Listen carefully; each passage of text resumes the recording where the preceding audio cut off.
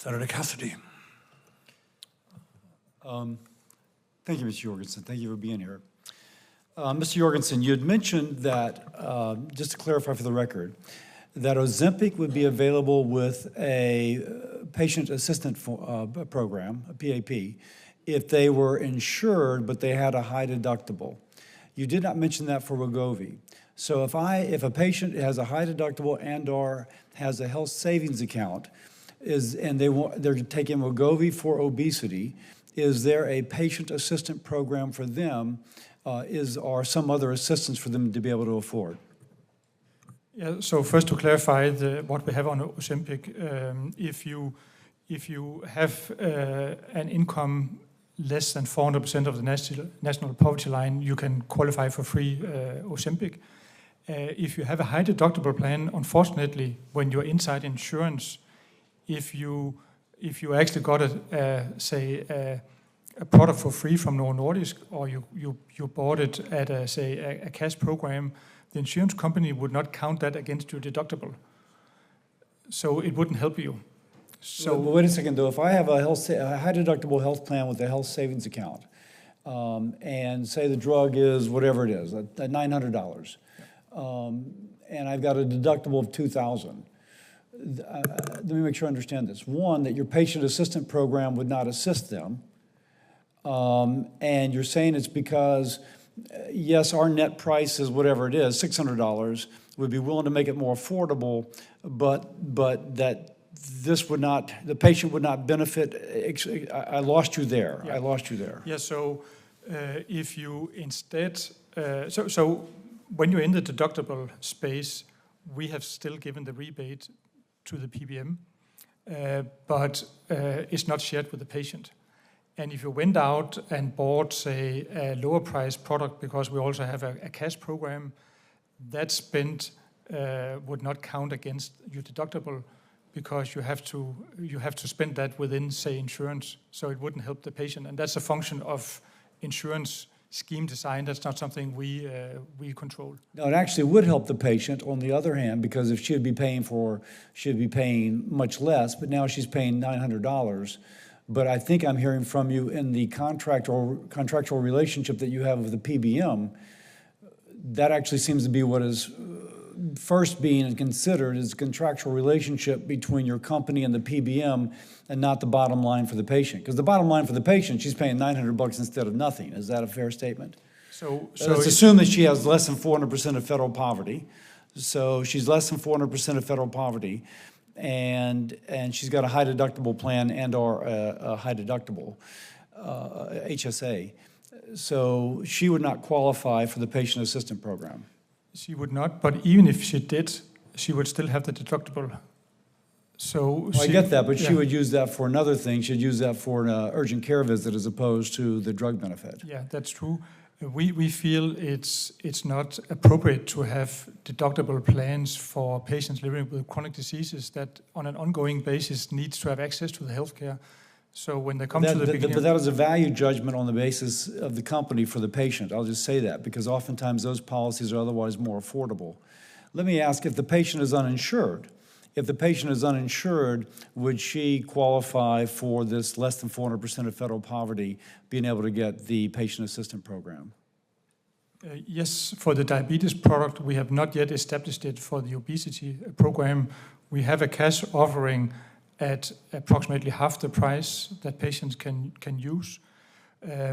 We feel that right now, where we are building, say, insurance coverage and also negotiating access to Medicaid, that's our focus, and that's what we're giving priority to now in terms of supporting patients.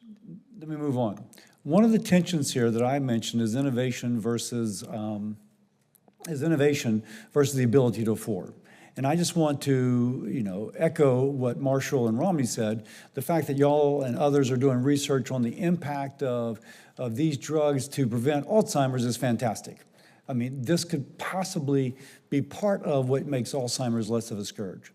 And that takes money. So when someone says they can produce it for $5, yeah, they can produce it for $5, but they're not going to produce the $30 billion worth of research that would find another indication for how we go forward.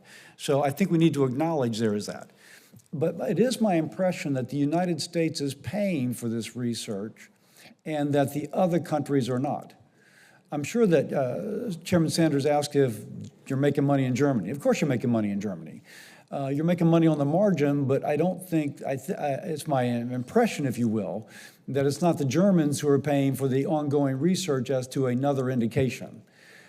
Now, I say that, you don't have to respond to it, but I'm going to surmise that to be the case. The Trump administration proposed international reference pricing, in which you took a market basket of developed countries, Germany, Japan, Great Britain, whomever, and you put them as a market basket, and the U.S. would pay some multiple. Now, from my mind, that would force your company and others to go back to the Europeans and say, wait a second, no longer is the United States going to pay full freight for the research. You also have to contribute. They may pay a little bit more, but nonetheless, you have to pay a little bit more. What thoughts do you have about the international reference pricing that was proposed by the Trump administration? So, Senator, thanks for bringing that up. I think, again, we need to really get into what is then the price we're talking about, because if you... okay, now I will accept that you have to design it correctly, but I'm asking more about the concept. Frankly, I think the Trump administration had kind of there were some flaws with it. But if you could address those flaws, what about the concept that there should be a market basket, and if the U.S. is not going to pay for all of the R&D, maybe more, but not all, and that in effect this may force the companies to negotiate a little bit harder with the Europeans. Conceptually, what do you think about that? I think it should be fair in who pays for innovation. I mentioned also before that a significant of the innovation never is launched in Europe. So a number of the breakthrough therapies only make it to Americans. So Americans benefit from... I accept that, but I'm going to come back to the concept. Let's assume that we could imagine a way in which, some of the flaws of the previous proposal were addressed. What about the concept of, yes, there'll be a market basket of developed countries that typically are paying, full freight. It wouldn't be the PEPFAR program in Africa paying pennies on the dollar. And that the U.S. would pay some multiple, but it would be a lower multiple than we're currently paying. We'll be happy to look at that. I think we'll find that the perceived multiple is much lower than we actually think. I just mentioned the example of insulin today. The U.S. government pays less for insulin than typical European governments. Yet we talk about insulin being more expensive in the U.S. than it is in Europe. That's not the case for the manufacturer. So we need to decompose the complexity to get to what is the real price, and I'll be happy to contribute to accept something that. I also want to point out there's been a lot of faith being placed in PBMs saying that they would pass through a lower price. But I do want to point out on the 20th, the Washington Post had an article speaking about how the Federal Trade Commission has indicted the 3 largest PBMs for manipulating the price of insulin, and one of them said rebates is our sweet drink or something like that. And so I'm hoping that they would be sincere on that, but I will note, and by the way, they dispute that. PBMs are disputing this, but there was this filed by the FTC. And with the chairman's permission, I'll submit that for the record. Then my last question before I move on, before I kind of let others go, is I will stop there. Okay, I may have a second round, but I'll stop there. Senator Kane. Thank you, Mr. Chair. And I want to pick up right there. I am very proud of the work that this committee and Congress has done